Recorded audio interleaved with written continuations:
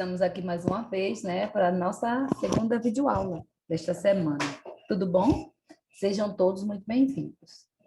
Vamos dar sequência ao que nós já começamos, né, na primeira aula. Continuamos, né, a falar sobre os métodos contraceptivos. Agora, seguindo na página 80, 82, 83, 85 e 86. Quem já ouviu falar sobre o DIU? Já ouviu falar desse nome? Aí, em casa, as mães de vocês, elas costumam usar DIU, alguma delas aí? Ou que outro método, né, elas usam para evitar ter mais filhos, né, ou evitar as doenças? Vamos falar sobre o DIU, dispositivo intrauterino. O dispositivo intrauterino mais comum é uma pequena peça de plástico recoberta de cobre que é colocada e retirada pelo médico. Para verificar se o dispositivo está bem adaptado, é preciso consultar o médico periodicamente. Então, olha aí o esquema. Lembra lá dessa imagem, né? O canal vaginal, útero e ovários. E o DIU fica por aqui. O DIU é de cobre, olha aqui a foto, a imagem dele, né? E a localização. O cobre destrói partes dos espermatozoides que tenham penetrado nas tubas uterinas e impede que outros cheguem ao ovócito e o fecundem. Então, nesse caso, vai ter a ovulação, né? Ela vai acontecer. Só que vocês lembram onde é que o espermatozoide encontra o ovócito? É aqui na tuba uterina, né? Ou em uma ou em outra, né? Depende de onde ele estiver, porque são produzidos nos dois, né? O ovócito é produzido nos dois ovários. Então, o espermatozoide vem e encontra e fecunda, né, o ovócito ainda nas tubas. Com o DIU, ele impede, não é? Ele destrói parte dos espermatozoides, então ele não tem como chegar aqui. Caso haja fecundação, o DIU vai impedir a fixação do embrião no útero. Há ainda um tipo de DIU que libera um hormônio sintético semelhante à progesterona. Então, se mesmo assim ele conseguir passar, não vai dar certo. Não vai dar certo, ele não vai ser, não vai se desenvolver, ele não consegue se fixar no útero. Então, não acontece essa gravidez. É um método eficaz, dependendo, né, com as falhas aí de 0,6 a 1,4, dependendo do tipo de DIU. Porém, pode provocar cólicas, dores e sangramentos, e o organismo pode expulsar o DIU. Seu uso também aumenta o risco de contrair infecções no sistema genital, que, se não forem rapidamente tratadas, podem provocar esterilidade. Além disso, o DIU não pode ser usado diante de suspeita de gravidez ou de gravidez confirmada, na presença de tumores no útero ou se houver sangramentos vaginais de causa desconhecida. Então, ele é bem complicadinho, não é? Ele tanto pode causar infecções, né? Ele pode dificultar aí. Então, não é muito legal, né? Mas, assim, tem muita gente que usa e deu certo e gostou. Por isso, mulheres que utilizam esse dispositivo devem estar atentas aos sinais do corpo e consultar o médico periodicamente para verificar se não há problemas. Vale lembrar que este método não protege contra IST. Mais um método que nós veremos agora é a abstinência periódica, que é também chamado de método comportamental de tabela ou tabelinha. Consiste em evitar relações sexuais durante o período fértil. Quando você estudou o ciclo menstrual no capítulo anterior, viu que a ovulação ocorre geralmente na metade desse período. Ou seja, se a mulher tiver um ciclo de 28 dias, a ovulação vai ocorrer no 14º dia do ciclo. Porém, essa é uma estimativa, já que a ovulação pode ocorrer antecipadamente ou depois do dia previsto. Olha aí o calendário, né? Deve-se levar em conta que o ovócito sobrevive na tuba uterina por cerca de 24 horas, antes apenas, e que o espermatozoide sobrevive em média 3 dias. Portanto, considerando o ciclo menstrual estritamente regular, para evitar a gravidez, a mulher não deve ter relações 3 dias antes da ovulação, nem 3 dias depois. Como são raras mulheres com ciclo regular, é difícil prever com certeza quando será o próximo período fértil. O método não é indicado, sobretudo, para adolescentes que costumam ter ciclos menstruais irregulares. A abstinência periódica apresenta baixa eficácia, falhando em até cerca de 20% dos casos quando não é usada sempre ou não é usada da forma correta. Além disso, o método comportamental não protege contra IST. Para tentar diminuir a insegurança do método da tabela, pode-se calcular o dia da ovulação acompanhando diariamente a temperatura corporal ao acordar, além de observar o aspecto da secreção vaginal. Na época da ovulação, a temperatura aumenta, em média, de 0,3 graus, a 0,5, e a secreção vaginal fica pegajosa, parecida com clara de ovo. Apesar de não ter efeitos colaterais para a saúde da mulher, em geral, esse método apresenta baixa eficácia. Como nós vimos no início desse texto, gente, se não existe um ciclo menstrual tão regular, né, se a maioria é irregular, então esse dia de ovulação vai variar. Aí é um risco muito grande de engravidar, se quiser seguir essa tabela, porque não vai ter uma data de certeza, né, uma data específica. São necessários também uma orientação detalhada do médico e muito treinamento, disciplina e motivação por parte do casal. É bem complicado, bem difícil. Agora vamos falar de outro método, o diafragma. Já ouviram falar? Embora a gente ouça assim, a gente conheça tantos métodos, mas poucos são do nosso conhecimento, né, de próximo a nós, que é eu mesma, por exemplo, eu não conheço nenhuma mulher que usou o diafragma.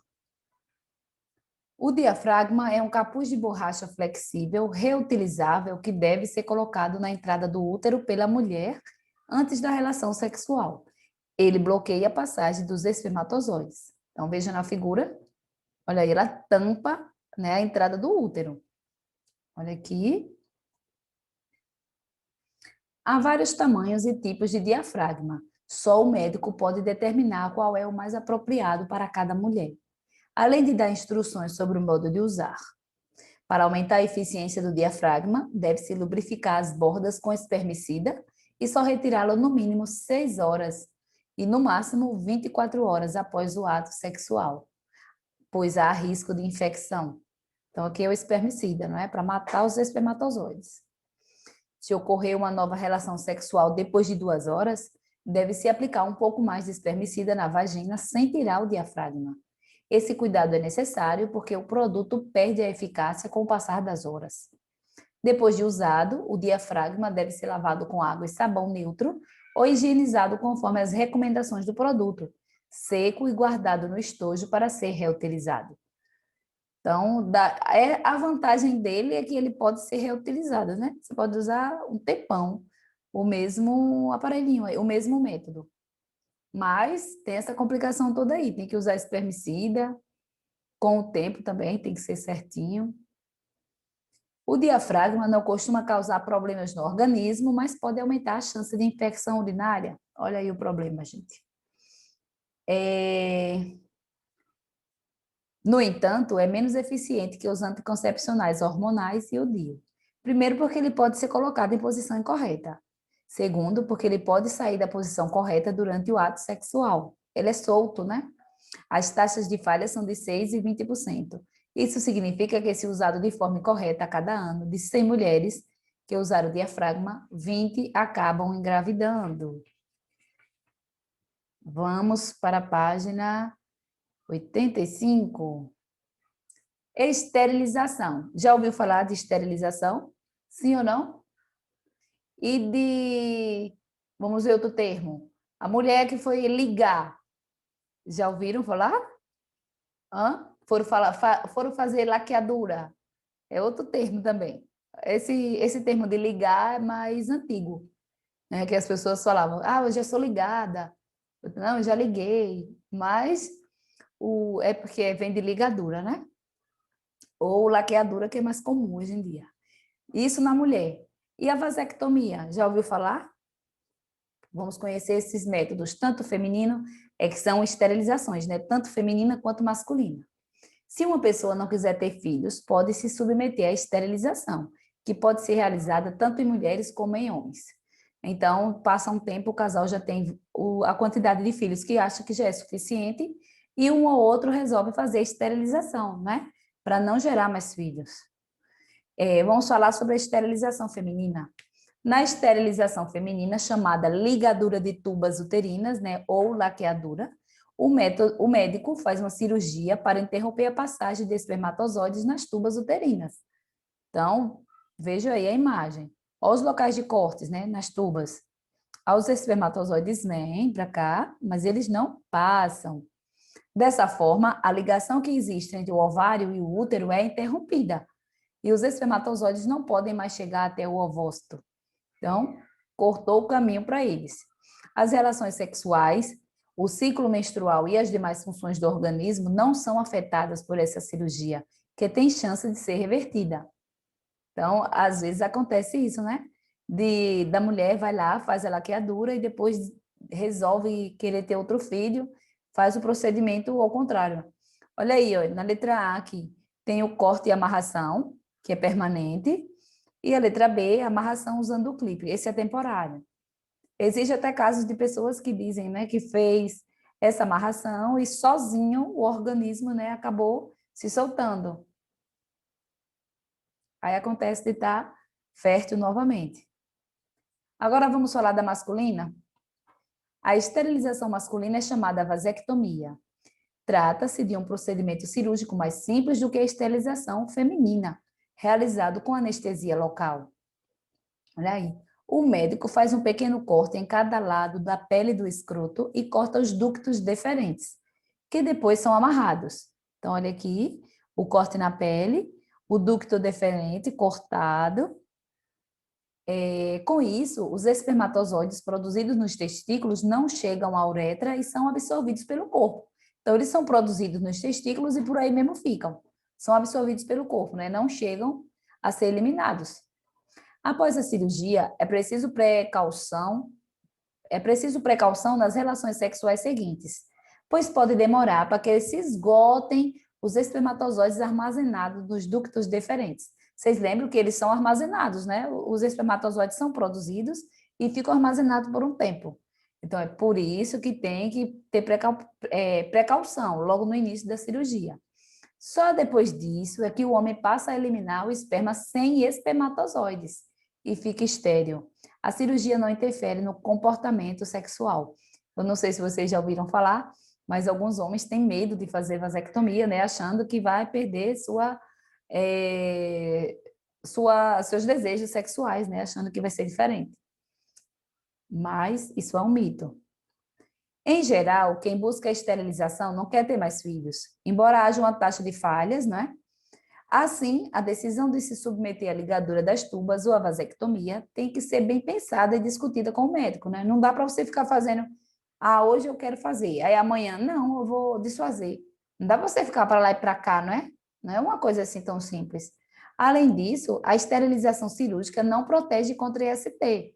Para realizar a ligadura de tubas, por exemplo, é necessário cumprir alguns pré-requisitos, como indicação médica, idade mínima, né, mais de 25 anos, ter pelo menos 2 filhos, passar por aconselhamento com assistente social, entre outros. Não sei se vocês já ouviram falar assim do médico que não quer fazer a ligadura de alguém, né, de alguma mulher, porque ela é jovem demais, quer dar mais um tempo, né? E por aí vai.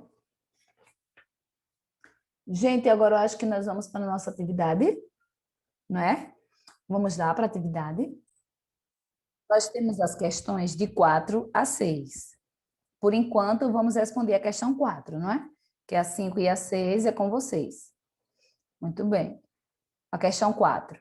Uma mulher que usa DIU está tendo menstruações abundantes e muito prolongadas. Que problema de saúde isso pode trazer para ela?